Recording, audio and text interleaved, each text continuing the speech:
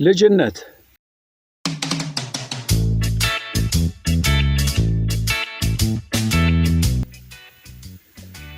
እኔና ባለቤቴ ከቢሮአችን እንደወጣን ጋሼ ስብሃትን ወደ ቀጠርኩበት ቦታ ሄድን። አገኘነው። ነጭ በነጭ የሀገር ባህል ልብስ ለብሷል። እኛም አለባበሳችን እንደርሱ ነው። የገና ወይም ልደት ማግስት በመሆኑ ቤታችን ምሳ ጋበዝነው። በአንድ ጊዜ ሁለት ጉዳዮችን መተኮስ አሰብን። ይኸውም እኔና ጋሽ ስብሃት የጀመርነውን ሥራ ከዳር ለማድረስና ሞትን ልንቀድመው እየተጣደፍን ነው። ከብሔራዊ ቲያትር ወደ ደብረ ዘይት መንገድ በታክሲ ተጓዝን። ትከሻው ላይ ጣል ሊያደርጋት ያሰባትን ነጭና አረንጓዴ ገበሯ ከጥጥ የተሠራ ካፖርት አከል ጃኬት ፀሐይ ይዛለታለች። የፌስታል ቦርሳውን እኔ ተቀበልኩት። እጆቹ ነፃ ሆነው እያወጋን እምቧይ መስክ አካባቢ ከታክሲው አወረድን። ወደ ቂርቆስ በሚያቀናው መንገድ እየተጨዋወትንና እየተቀላለድን ወደ ቤት አዘገምን። ቤታችንን ከፍተን ስንገባ እንደምን ዋላችሁ አለ። ይህ የዘወትር ባህሪው ነው።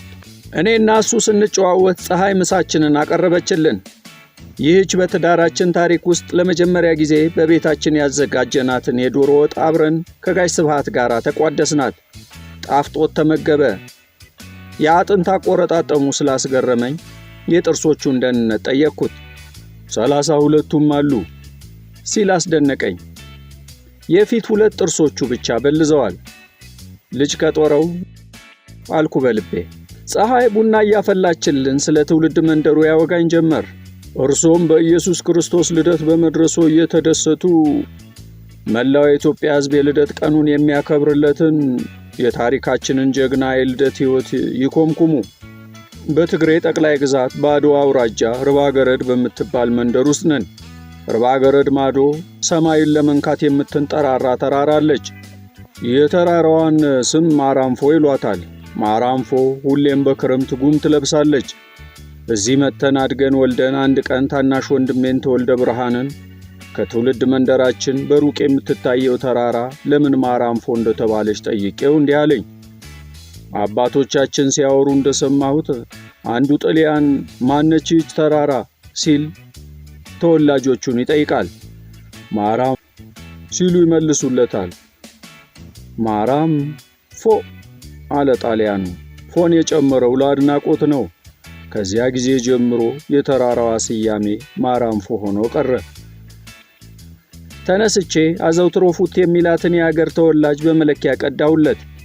ለእኔም አንድ መለኪያ ያስኩና እሺ አልኩት። እኔ ተወልጄ ባደግኩበት መንደር 3 ቤቶች አሉ። የቤቶቹ አሰራር ታሪክ እንዲህ ነው። አያቴ ምህረይ ገረ ዮሐንስ ሲያርፉ ርስታቸውን 2 ልጆቻቸው ተከፋፈሉት። አንዱ የአጎቴ ሲሆን ሁለተኛው የኔ ወላጆች ቤት ነው።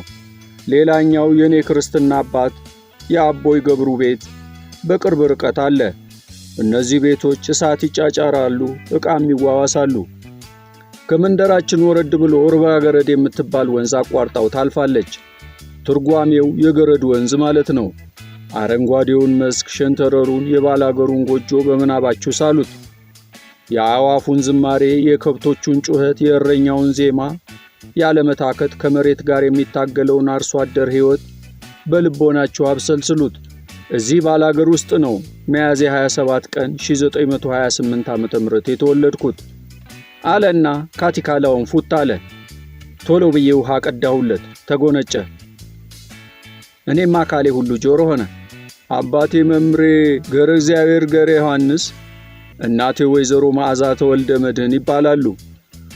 ሁለቱንም ሕይወት ያጣመረቻቸው እንዲህ ነው። አባቴ ሚስታቸውን እናቴም ባሏን ሞት ነጥቋቸው ሁለቱም ከመጀመሪያው ትዳራቸው ልጆች አፍርተዋል። እኔ በዚህ ሁለተኛ ጋብቻቸው የመጀመሪያ ልጃቸው ነኝ። ስብሃት ለአብ አሉኝ። አዲስ አበባ መጥቼ የአራዳ ልጆችን ሕይወት ስቀማምስ በክርስትና ስሜ መጠራቱ ረዘመብኝ። ስለዚህ ስሜን ስብሃት ብዬ አሳጠርኩት። ለአብን እስከ ዘላለሙ ልሰናበታት ግን አልቻልኩም። ምክንያቱም ከገጠር ዘመዶቼ ሲመጡ ከታናናሾቼም ከታላላቆቼም ጋር ተነፋፍቀን ስንገናኝ የሚጠሩኝ ስብሃት ለአብ ብለው ነው። ምንም አይመስለኝም። እንዲያውም የልጅነት ስሜቴን ይኮረኩሯታል፣ ጨዋታችንንም ያደምቅልናል። በአሁኑ ዕድሜ ወጣቶች ፈርምልን ይሉኛል። እኔም ስብሐት ለአብ እያልኩ ነው የምፈርምላቸው አለኝ። ጸጥ ብዬ አየው ጀመር። ጢምና ጸጉሩ ሲያድግ ጠይም ከመሆኑ በስተቀር የስነ ልቦናውን ፈላስፋ ሲግመንድ ፍሮይድን ወይም ደራሲውን ቪክቶር ሂውጎን ይመስላል። ልቀጥልልህ አለኝ። በጣም ደስ እያለኝ። የተወለድኩት ፋሲስት ጣሊያን አገራችንን በወረረቻት ወቅት ነው። ነፍስ ማወቅ ስጀምር አንዳንድ ነገሮችን መስማት ጀመርኩ። እጅግም መራር ስላልሆኑ ብዙዎቹን አላስታውሳቸውም። አንዷ ግን አሁንም ትዝ ስትለኝ ታስቀኛለች አለና ተንከተከተ። እንዴ ለእኛም ንገረንና አብረን እንሳቅ እንጂ አልኩት። የፀሐይ ቡና ከከሰሉ ላይ ሲቆላ ሽታው እያወደን ነው። አንድ ቀን አቦይ የክርስትና አባቴን ልጅና ታላቅ ወንድሜን አያገጹን አስከትለው በመንደራችን ውስጥ አሁን ትዝ የማይለኝ ሥራ በጋራ ይሠራሉ። የክርስትና አባቴ ልጅ ስሙ ገረ እግዚአብሔር ነው። በዛን ሰዓት አንድ የጣሊያን ቲኔንቴ ቡድን ወደ መንደራችን ይመጣል። ባንዳዎችን አሰልፎ ሲደርስ አባቴ ከልጆቻቸው ጋር በሥራ ላይ ናቸው። የጣሊያኑ ቲኔንቴ አመጣጡ ለሰላም ነው። ወላጅ የሌላቸውን ልጆች ሰብስበው ይወስዱና እስከ 4ኛ ክፍል ያስተምሯቸዋል። ከዚያም በተላላኪነት፣ በፖስተኛነት፣ በተለያዩ አነስተኛ ሥራዎች ይመድቧቸዋል። ይህንን ምልመላ ለማካሄድ ነው መንደራችንን መጎብኘት ያስፈለጋቸው። አባቴ አጠገብ ሲደርሱ ቆም ብለው ሰላምታ ተለዋወጡ። ማንነታቸውን አባቴን ጠየቃቸው። ገብረ እግዚአብሔር እባላለሁ ብለው ወደ ልጃቸው እያመለከቱ እነዚህ ልጆቼ ናቸው፣ ይህ ገጹ ይባላል፣ ይህኛው ደግሞ ገብረ እግዚአብሔር ነው ይሉታል። ጣሊያኑም ተገርሞ አባትም ልጅም ገብረ እግዚአብሔር ሲላቸው ቢሆንስ እና ምን ትሆናለህ አሉና ዱላቸውን ወደ ላይ አነሱበት። ጣሊያኑ በጣም ሳቀና አልፏቸው ሄደ። አባቴ ምረይ ገረ እግዚአብሔር ረጅምና ቀጭን ቁመና ነው ያላቸው። በባህሪያቸው በጣም ቁጡ ቢሆኑም ቶሎ ይበርድላቸዋል። በሰላም ወቅት ተጫዋች ናቸው። ቀልዱን ያውቁበታል። ተግባራቸው ሁለት አይነት ነው። አንደኛው በቤተ ክርስቲያን ትምህርታቸው ቤተ ክርስቲያንን ሊያገለግሉ፣ በሌላው ገበሬ ናቸው። የባላገር ቄስ እንደ ከተማው ቄስ ሙሉ በሙሉ ሥራው ቅስና አይደለም። ዘወትር እሁድ ቤተ ክርስቲያንን ሲያገለግል ከሰኞ እስከ ቅዳሜ ከበዓላት ውጭ አራሽ ነው። አባቴን አሁን ሳስባቸው የሚያስገርሙ ገጠመኞች በልጆቻቸው ነፍስ ውስጥ አኑረዋል አለና መለኪያውን አነሳ። ምንና ምን አልኩኝ። እኔም ፉት እያልኩኝ ትንሽ ልጅ ሆኜ ማረስን ለማመዳለሁ። አቦይ ማረሻውን ለቀውልኝ እንዴት ማረስ እንዳለብኝ እየመሩኝ ዘና ይላሉ። እንደተለመደው አንድ ቀን ማረስ ጀመርኩ። ትንሽ ተጓዝኩ። ይሁን እንጂ ማረሻውን መሬት ውስጥ ሰቅስቄ መውጋት አልቻልኩም። በዚህ ጊዜ በሬዎቹ ችግሬን ሳይረዱ ማረሻውን እየጎተቱ ማረሻው ከአፈሩ ወጣና የበሬውን እግር ወጋው። ገደሉኝ ብዬ በጣም ክዋልኩ። እሳቸው ግን አይዞህ ልጄ አሉና ቀንበሩን ከበሬዎቹ ላይ ፈተው ወደ መንደራችን ተመለስን። የዚህን ተቃራኒ ደግሞ ላጫውትህ። አቦይ ገብረ እግዚአብሔርን በደንብ እንድታያቸው። እሺ። አንዳንዴ የማያስቆጣ ነገር እርድብን ሲያደርጋቸው አጋጥሞኝ በልጅነት ልቤ ውስጥ ተቀርጾ ቀርቷል። አንዴ እንጨት ሲፈልጡ ይሁን ሌላ ሥራ ሲሰሩ የለበሱት ነጠላ ከትከሻቸው ላይ ወርዶ ጫፉ መሬት ዘፍ አለ። ወደ ላይ መልሰውት ሥራቸውን ቀጠሉ። ነጠላው አሁንም መሬት ወደቀ። ቀና አድርገውት ሥራቸውን ቀጠሉ። ነጠላው እንደገና መሬት ዘፍ አለ። ይህን የተናደዱና መውደቅ ከፈለክ ይኸውልህ ብለው ከትከሻቸው ላይ አውርደው መሬት ላይ ጥለው ደህና አድርገው ረገጡት አለና ሳቀ። አብረን ሳቀን። አቦይም በዓይነ ሕሊናችን እያየን። የፀሐይ ቡና ደረሰ። ፈንዲሻው ቀረበ። ቡናውን ፉት እያልን ፈንዲሻውን እየቃቃምን ወደ አቦይ ተመለስን። አባቴ መንገድ ይጓዛሉ። ስንቅ አልያዙም። በጣም ራባቸው። በሚጓዙበት መንገድ ጥር ነበርና ከርቀት የሰርግ ዘፈን ይሰማል። በዛ ስፍራ አቦይ አይታወቁም። በአገሬው ተወዳጅ የሆነችውን የሰርግ ዘፈን እያወረዱ ሰተት ብለው ወደ ሰርግ ቤቱ ገቡ። ቤተኛው ተቀበላቸው። እሳቸውም ዘፈኑን ማውረዱን ቀጠሉ። የሰርግ ዳሱ በጣም ደመቀ። አንድ ወጣት አፈፍ ብሎ ይነሳና እባክህ አንተ ወንድሜ ለእኔ ዋና ሚዜ ይሁንልኝ ሲል ተማጸናቸው። እሺ ምን ከፍቶኝ ብለው ቁጭ አሉና የራባቸውን ያህል በሉ አለና ጋሽ ስብሐት ይንከተከት ጀመር። እኛም የአራዳው ቄስ እየታዩን አብረን ሳቅን። ወላጅ እናቱስ ምን አይነት ወይዘሮ ይሆኑ ስላብሰለሰልኩና ወደ እናት ብንመለስስ? በደስታ እናቴ አጭር ወፍራም ነች። በባህሪዋ የአባቴ ተቃራኒ ነች። ዝምተኛ ናት። ልጆቿ ስንጠራት ወለላይ ብለን ነው። ያልመሰላትን ማንም ቢናገራት ነው የምትለው። ድንቄም እንደማለት ነው። ይህ ለእርሷ ብዙ ተናገረች ማለት ነው። ባለሙያ ፈታይ፣ ጠንካራ ሰራተኛ ነች። ልጆቿን በጣም ትወደናለች። ወለላይ ስታዝን ስትጨነቅ አይቼ አላውቅም። አቦይ ያውቁባት ይሆናል እንጂ አንዴ እኔ አንድ ወደ ላህያ ጭራ ስነካ ሆዴን በርግጫ አፈረሰው። ወለላይ ብዬ ጮህ። ፈትለክ ብላ መጣች። ያ ሁሉ ውፍረት የሌለ ያህል። ሁለተኛ የአህያ ጭራ ትነካና ወየልህ አላለችም። ልጄን ብላ አቀፈችኝና የአህያውን እርግጫ አስረሳችኝ። እኔ በተራዬ ከወለድኩ በኋላ ነው በዚህ ሰዓት እናት ማን እንደሆነች ያየሁት። ሌላ ቀን ግን አበዛሁት። ምን እንዳደረኩ ዛሬ አላስታውስም። ግን በወለላይ ቤት የሚያስገርፈኝ ጥፋት ነው። ተቆጣች። በሕይወቴ ለመጀመሪያ ጊዜ እናቴ ስትቆጣ የዛን ዕለት አየኋት። አባቴ እንደመጡ ጥፋቴን ነግራቸው ግረፉት አለቻቸው። ይኸውልህ እርሷን ፈርተው አቦይ ገረፉኝ። በሕይወቴ የዚያች ዕለት ብቻ የአባቴን እጅ ቀመስኩ። አንድም ቀን ከዚያ በፊትም ሆነ ከዚያ በኋላ ተገርፌ አላውቅም። ሚጢጢ ሆኜ እኔና ወለላይ መንገድ እንሄዳለን። የባላገር መንገድ ጎን ለጎን ስለማያስኬድ ኋላና ፊት ሆነን የምንጓዝ። እሷ በረጅሙ እየተራመደች እኔ ሱክ ሱክ እያልኩ እከተላለሁ። መንገድ ላይ ድንጋይ ያነሳችና አንተም አንሳ አለችኝ። አነሳው። የተወሰነ ርቀት እንደሄድን የድንጋይ ክምር ካለበት ስፍራ ደረስን። ወለላይ የያዘችውን ድንጋይ ክምሩ ላይ አኖረችው። እኔንም እዚያ ላይ እንዳስቀምጥ ነገረችኝ። ክምሩን አልፈን ስንሄድ የድንጋዩን ክምር ምስጢር እንድትነግረኝ ጠየቅኳት። እሷም ስታጫውተኝ እምታየው ቦታ ላይ ለወደፊቱ ቤተክርስቲያን ይሰራል።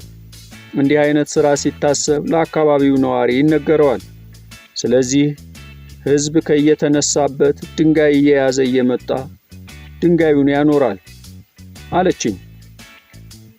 አለና ጋሽ ስብሐት ትኩር ብሎ እያየኝ አየህ፣ ይህ ሕዝብ አንድ ሲሆን ንጉሥ ወይም አምባገነን መሪ አያስፈልገውም። ኔቨር። ሕዝብን በነጻነት ካስተዳደርከው እንኳን ቤተ ክርስቲያን የፈለግከውን ሌላ ነገር ሁሉ አሳምሮ ይገነባል። ለሕዝብ የሚያስፈልገው ነጻነት ብቻ ነው። ነጻነት ብቻ አለኝ። የሩሲያው ደራሲ ማክሲም ጎርኪ አባባል ትዝ አለኝ። ከመጽሐፍ መደርደሪያው አናት ላይ የሚለውን መጽሐፍ ሳብ አድርጌ ይህችን አነበብኩለት። አብያተ ክርስቲያናትን፣ ፋብሪካዎችን የምንሰራው እኛ ሥራን ለመስራት ሲሆን የመጀመሪያዎቹ የምንሆን እኛ ነን። ነገር ግን ማናቸውም አይነት የድጎማ ድጋፍ ለማግኘት ግን የመጨረሻዎቹ የምንሆን እኛ ነን። ለመሆኑ ለእኛ ደንታ ያለው ማን ነው? ቅንጣት ታክል በጎ ነገርን ያደረገልን ማን ነው? የቀረው ቀርቶ ከሰው እንኳን የሚቆጥረን ይገኛል? አዎ፣ አንተን እኔን እንደ ሰው የሚቆጥሩን ወላጆቻችን፣ ዘመዶቻችን፣ የምንኖርበት ማህበረሰብ ብቻ ናቸው። በተረፈ ባለንበት ሁላችንም ለመንግስታችን ስታስቲክስ ነን፣ ቁጥር ነን አለኝ እየፈገገ። ተደንቄ ዓይኔን ጨፍኜ ቀረው። ከጥቂት መመሰጥ በኋላ በረጅሙ ተንፍሼ ወደ ዋናው ርዕሳችን መለስኩት። ወደ ወለላይ እንመለስ አልኩት። አንዳንዴ እንዲያውም ብዙ ጊዜ አካባቢያችን በድርቅ ይመታል።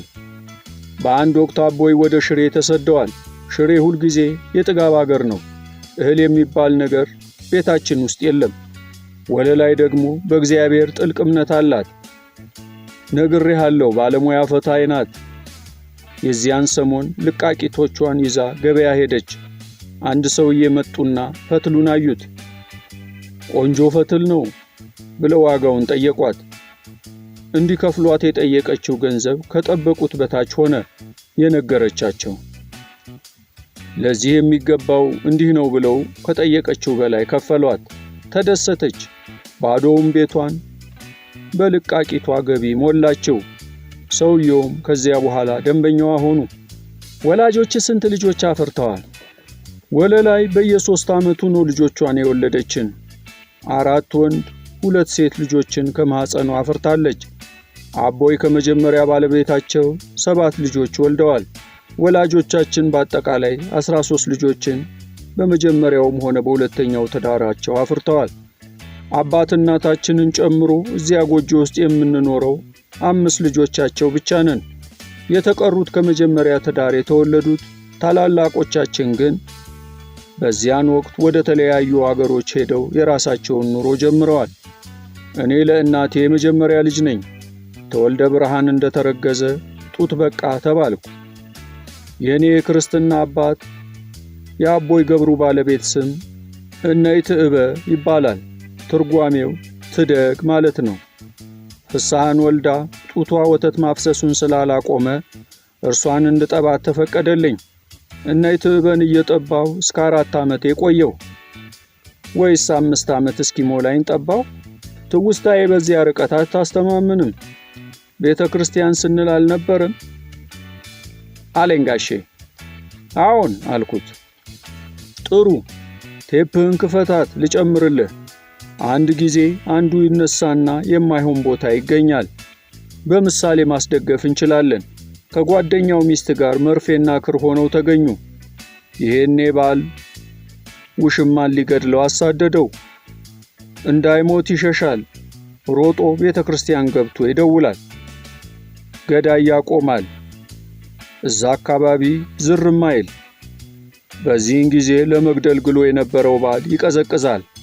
ፋታ ስለሚኖር ሽማግሌ ተሰብስቦ ይቅር ለእግዚአብሔር ይባላል አለና ጸጥ አለ። አፍጥጬ እያየሁት ቀጠልን። አየህ የደወልን ኃይል እንዲህ ነው የባላገር ስልጣኔ።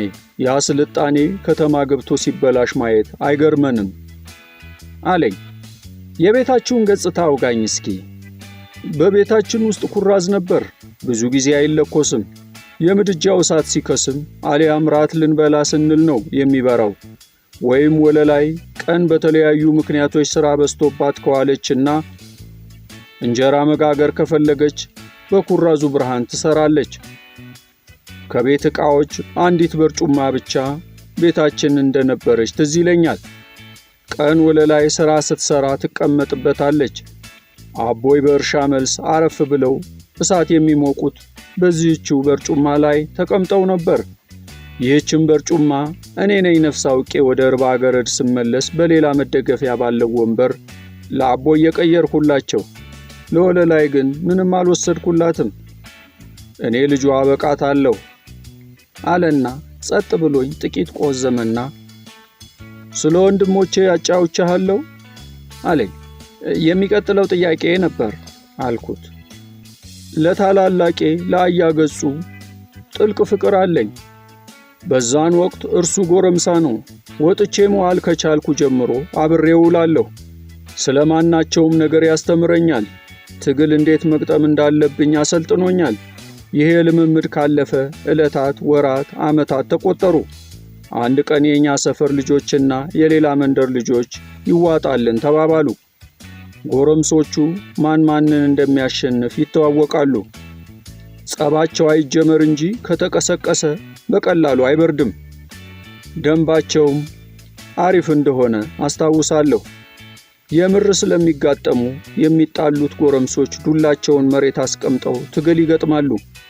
ትግሉን ደግሞ የጣለው ጎረምሳ ዱላውን ያነሳና የወደቀውን ይጀልጠዋል። ተመቺው ማረኝ ብሎ ካለቀሰ ደብዳቢው ያቆማል። ይሄ ለጎረምሶቹ የሚሰራ ደንብ ሲሆን ለኛ ለውጫጮቹ ግን ታግለን መጣሉ ብቻ በቂ ነው። የዚያን ዕለት ከሰፈሩ ወኪል የሚሆን ውጫጭ ተመረጠና ሰፈራቸውን ወክለው እንዲዋጣላቸው ተወሰነ። ከዛኛው ሰፈር አንድ ልጅ ተመረጠ። ከኛ ሰፈር አያገጹ እኔን እንድጋጠም መረጠኝ። ተጋጣሚዬን ሳየው በጣም ፈራሁ። እንደዛ የተርበተበትኩበት ቀን ትዝም አይለኝም። ታሸንፈዋለህ አለኝና አያገጹ ገፋ አደረገኝ። እኔም ብፈራ እምቢ ልለው አልቻልኩም። እንደፈራው አልቀረልኝም። ትግሉን ገጠምኩ። ታገልንና ጣልኩት። በጣም ገረመኝ፣ ግን ፍርሃቱ አሁንም አልለቀቀኝም። በጭራሽ ከፍርሃቴ ነፃ ሳልሆን ርባ ገረድ ገባሁ አለ።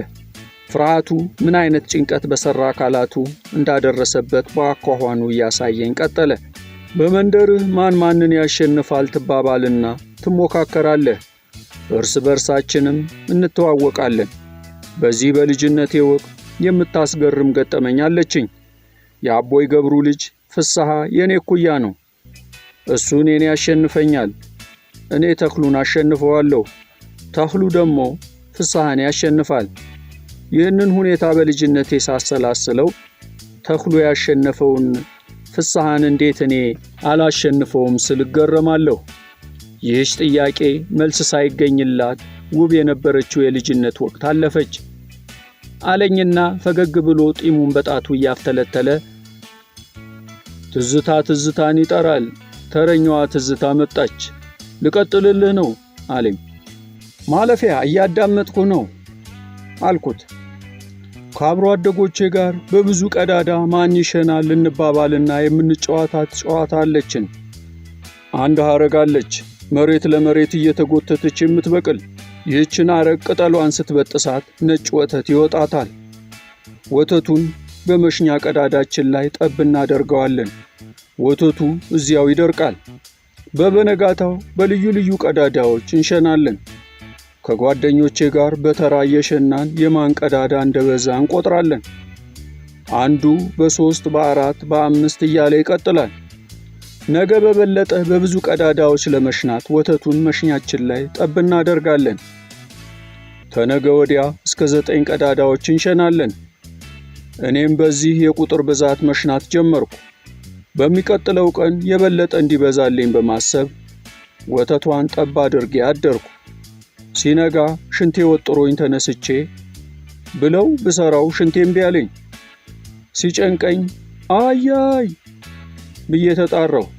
አያገጹ እየሮጠ መጣና ምን ሆንክ አለኝ። ሽንቴ እምቢ አለኝ አልኩት። ወረንጦውን አወጣና በርከክ ብሎ ሲጓጉጣት ሽንቴ ቷ ብሎ ፊቱን አለበሰው። ይህንን ሳስታውስ አያገጹ ትዝ ይለኛል። አያገጹ እዛው እርባ ገረድ የአባታችን መሬት ብቸኛ ወራሽ ሆኖ በግብርናው ገፋበት። ሌሎቻችን እንደየዕጣችን ለመኖር በሰፊዋ ኢትዮጵያ ተዘራን። አያገጹ ጎልምሶ ትዳር መስርቶ ልጅ ወልዶ ታሞ አረፈ። ጥሩ ጨዋታ አዋቂ እንደነበር ትዝ ይለኛል። በጣም የምወደውን አያገጹን በዚህ አይነት ሁኔታ ነው የተለየሁት ብሎ ተከዘ። የአንድ የአንደበተ ርቱዕ ከአፉ ማር ጠብ ይልለታል የሚባል ሰው ሞት የዓለምን ምሬት በእጥፍ ያስከፋዋል ብሎ ጋሼ ስብሐት እንደሚያስብ አውቃለሁ። ስለዚህ እነዚህ ሕያው ቅመሞች ቢኖሩ ይመረጣል። ሞታቸው የማይቀር ሆኖ ሲሰናበቱ ያሳዝነዋል። በጸጥታ እንደተዋጥን ፈገግ አለ። ምን ታየህ? ምህረይ ገብረ ዮሐንስ።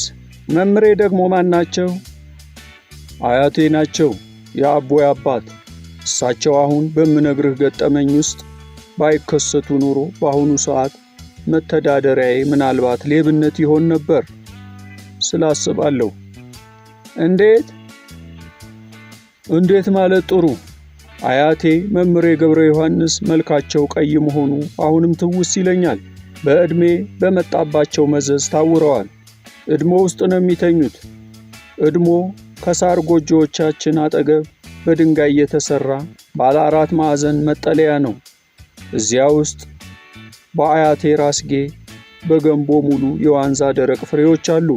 ፍሬዋን ሚጢጢ ቴምር በላት፣ እንደ ዘቢብ ሲበሏት ትጣፍጣለች። ግርጌያቸው ወደ በሩ ነው። እንደማያዩ ስለማውቅ ብዙም አልተጨነኩም። ልክ አጠገቡ ከድንጋይ የተሰራ ባለ 4 ማዕዘን መጠለያ ነው። እዚያ ውስጥ በአያቴ ራስጌ በገንቦ ሙሉ የዋንዛ ደረቅ ፍሬዎች አሉ። ልክ ገንቦዋን ከፍቼ ከዋንዛው ልዘግን ስል አፈፍ አደረጉኝ። አቤት ድንጋጤ! ለካ ተሳስቻለሁ። ያኔ ውሪ ስለነበርኩ በጆሮአቸው ሕያው መሆናቸውን ረስቼ ስገባ እያንኮሻኮሽኩ ነው። እሳቸው ግን መደናገጤና መሸበሬ ገባቸው። ሲያክሙኝ የልጃቸው ልጅ ነኝና ቆንጥረው ሳይሆን በደንብ ዘግነው ሰጡኝ። ዋንዛዋ በዕለቷ ጣፍጣ ተበልታ ብታልቅም ድንጋጤዋ ግን አብራኝ አድጋ ሌብነትን ከላዬ ላይ አራገፈችው። ዕቃቃ ተጫውተህ አታውቅም? በደንብ እንጂ፣ ለዛውም ባልና ሚስት አለና ጋሽ ስብሐት በግንባሩ ላይ በስተቀኝ በኩል ያለችውን ጠባሳ አሳየኝ። በግምት የ7 ዓመት ልጅ እያለሁ ነው የተፈነከትኩት። በዚያን ጊዜ የታናሽ ዮሴፍ ሕፃን ነው። ይድሃል፣ እርሱን እንድጠብቅ እንዳጫውተው ታዝዣለሁ። ግን በሚያስተማምን ሁኔታ ልጠብቀው አልችልም። ይህንን ሁኔታ ቤተሰቦቼ ቀድመው ተረድተው አንዲት የሩቅ ዘመድ በዕድሜ ግን እኩያዬ የሆነች ሴት ልጅ ቀጠሩ። ደሞዟ በመኸር ወቅት የተወሰነ ቁና እህል ለቤተሰቦቿ ይከፈላል። ይህች ልጅ እንደመጣች እኔ ዮሴፍን ከመጠበቅ ነፃ ሆንኩ። እኔ ልጅቱና ዮሴፍ እቤት ውስጥ ስንውል ወላጆቼ ወደ እርሻ ተግባራቸው ሄዱ። እኔና እርሷ መቅረታችንን ሳይ አንድ ነገር አማረኝ። ለመንኳት። ዮሴፍ በወቅቱ ነፍስ አያውቅም። ወንድ ከሆንክ አይደለም የ7 ዓመት ልጅ የ2 ዓመት ልጅም ብትሆን ያምራሃል። እሷም ሳያምራት አይቀርም። እሺ፣ ግን በአንድ ነገር እንስማማ አለችኝ። በምን አልኳት። ጭንቅላትህ ተዘቅዝቆ እግርህን እሽኮኮ ብዬ ከዚህ እስከዛ ድረስ ተሸክሜ ልውሰድህና ስንመለስ እሺ አለችኝ። ተስማማሁ። ተዘቅዝቄ አንጠልጥላይ መንገድ ጀመርን። ትንሽ እንደሄድን አንድ እግሬ አመለጠና በጭንቅላቴ መሬት ላይ ተተከልኩ። ግንባሬ ላይ ተፈነከትኩ። ሁሉም ነገር ቀርቶ ቁስሌን ማስታመም ጀመርኩ። ሲለኝ የሴትን ብልሃት የጉንዳልን ጉልበት የምትል ዘይቤ በህሊናዬ ውስጥ ብልጭ አለችና ሳቅሁ። ቀጥልልህ አለኝ ጋሼ። እያዳመጥኩህ ነው። ይህችኛዋ ገጠመኝ የልጅነት ልበገርነት የምታሳይ ነች። አንዲት ዘመዳችን ሞታ ወለላይ ለቅሶ ተቀምጣለች።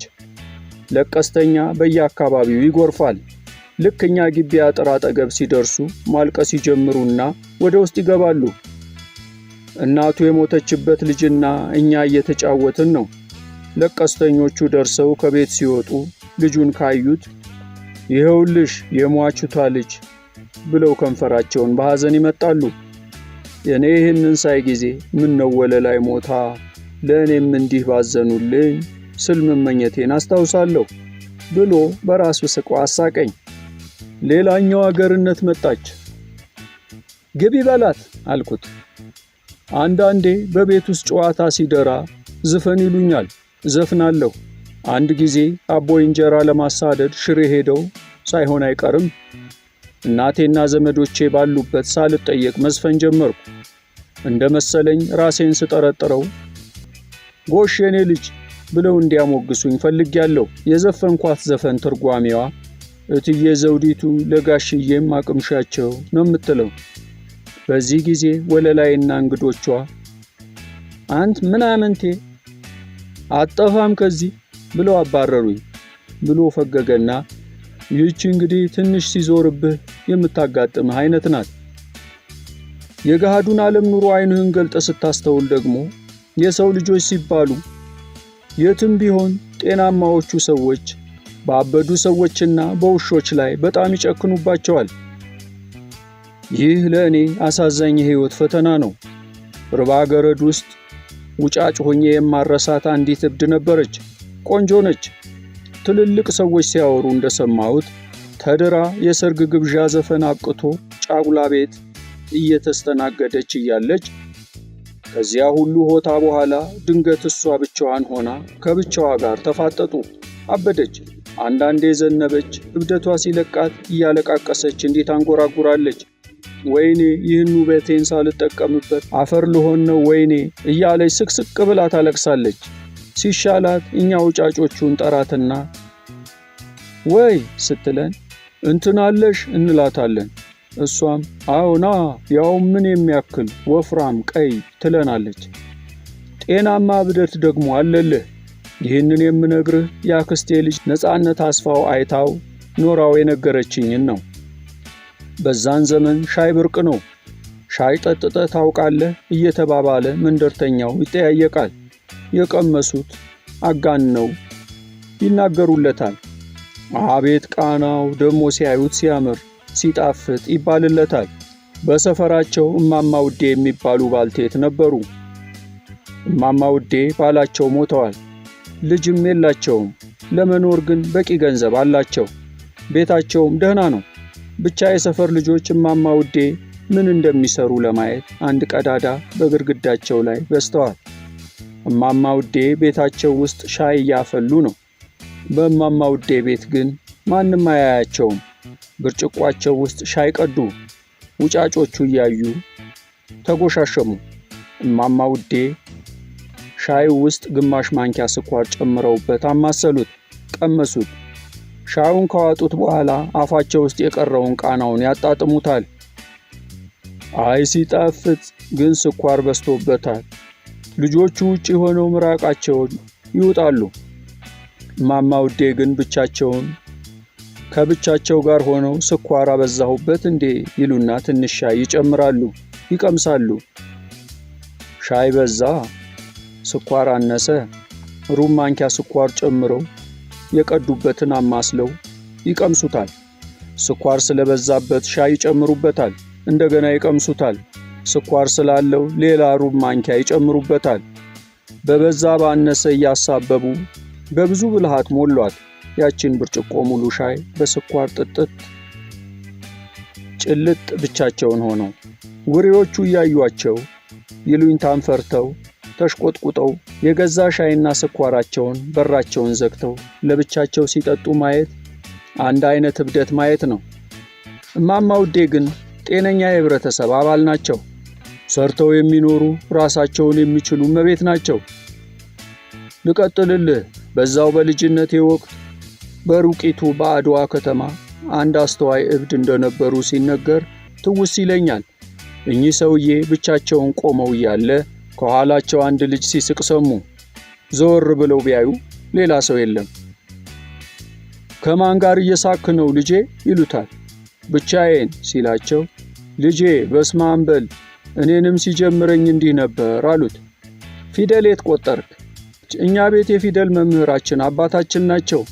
ፊደልን በእኛ ባህል ስትማር ሀሁን ብቻ ሳይሆን ከሃይማኖትም ጋር ያስተዋውቁሃል። ይህ ደግሞ ሌላ መንፈሳዊ ብርሃን ነው። እንየው፣ ደስ ይለኛል። በአገራችን በሰንበት ዕለት አቅራቢያችን ወደሚገኝ ቤተ ክርስቲያን እንሄዳለን። አባታችን ጸሎተ ሥርዓቱን አስተምረውናል። ክርስትናን ያወቅኩት በዚህ ወቅት ነው። ሌላ ትዝታዬ የእስልምናና የክርስትና ግንኙነት ነው። በአገሬ በሽመና ሥራ የሚሰሩት እስላሞች ናቸው። እናቴ ፈታይ ስለሆነች የሸማኔ ደንበኛ አላት። ሸማኔውም በእኛ ቤት በየጊዜው ሲመጡ አስታውሳቸዋለሁ። እኛም በተለያዩ ጊዜያት ሸማኔው ቤት ተልከናል። አንድ ቀን እኔና የታላቅ አደይ አስኳሉ ሸማኔው ቤት ተላክን። አደይ አስኳሉ መልእክቱን ታደርሳለች። የሸማኔው ባለቤት ራቅ ብለው ወጥ ያበስላሉ። ሴትዮዋ ድስታቸውን ለማማሰል ከፈቱት። ስጋ ወጥ ነው የተጣደው። አደይ አስኳሉ ብድግ አለችና ና እንሂድ ብላኝ በሩጫ ወጣች። ተከተልኳት። መንገድ ላይ እየሄድን ምን እንዳስደነገጣት ስጠይቃት ሴትዮዋ የሚሰሩት ወጥ የእስላም ስጋ እኮ ነው አለችኝ። ሌሎች አንድ ሁለት ገጠመኞች በእስልምና ላይ አሉኝ። በአንድ ወቅት ወለላይ ወደ ተወለደችበት ማይምሻም ወደሚባል አካባቢ እንሄዳለን።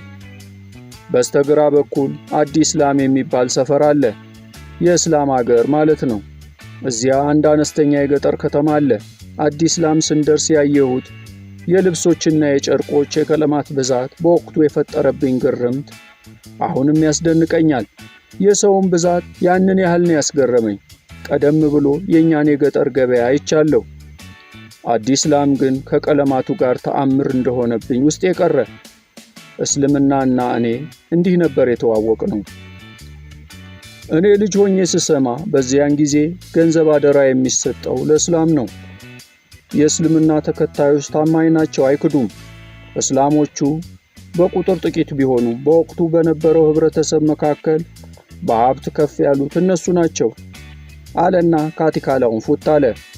ውሃውን ተጎነጨና የእርባ ገረድን ሕይወት ነፍሷን ይዘሃል አለኝ። አዎንታዬን በጭንቅላቴ ወዝውዤ ገለጽኩለት። ወደ መደምደሚያችን እየወሰድኩህ ነው። በልጅነቴ በጣም የምወደው እንቅልፍ ነው። ተኝቼ የነጎድጓድ ድምፅ መስማት ደስ ይለኛል። በጠቅላላው የምንችለውን ያህል ሁሉ ሰርተን የድህነትን ሰንሰለትን መበጠስ አልቻልንም። የእኔን እንቅልፍ ወዳድነት የምታውቀው ወለላይ የወደፊት መኖሪያዬ ባላገር ሳይሆን ከተማ እንደሆነ ጠቆመችኝ።